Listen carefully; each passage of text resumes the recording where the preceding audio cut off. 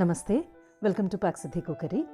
ఈరోజు వీడియోలో పెసరపప్పుతో పచ్చడి ఎలా చేయాలో చూసుకుందాము. ఇది అన్నానికి చాలా మంచి కాంబినేషన్. ఇప్పుడు ఎలా చేయాలో చూద్దాము. దీనికోసం 1 కప్పు పెసరపప్పు తీసుకున్నాను. దీని బరువు వచ్చి 100 గ్రామ్స్. ఇది శుభ్రంగా కడుక్కొని ఒక 2 గంటలు ఇలాగా నీళ్ళలో నానపెట్టుకున్నాను. సరిపడా నీరు పోసుకొని ఇలాగా నానపెట్టుకున్నాను. బాగా నానినాయి 2 గంటల తర్వాత స్టెప్ వచ్చి ఒక మిక్సర్ జార్ తీసుకుని ఒక 5-6 ఎండుమిరపకాయలు వేసుకున్నాను. మీరు ఎండుమిరపకాయలు ఎక్కువ తక్కువ మీ ఇష్ట ప్రకారం వేసుకోవచ్చు. చిన్న చిన్న ముక్కలు చేసి వేసుకున్నాను. ఒక పావు స్పూన్ ఇంగువ వేసుకుని దీంట్లో పప్పులోంచి నీరు అంతా తీసేసి దీంట్లో మిక్సర్ జార్లో వేసుకోవాలి.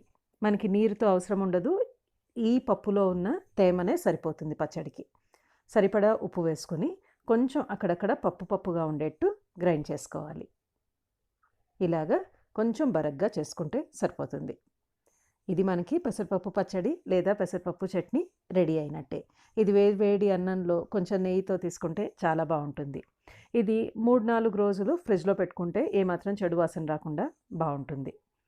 ఇది చాలా సింపుల్గా చేసుకోవచ్చు. మీకు నచ్చితే కనుక లైక్ చేసి పాక్సిద్ధి కుకరీకి తప్పకుండా సబ్స్క్రైబ్ చేయండి. మరొక రెసిపీతో మళ్ళీ కలుస్తాను.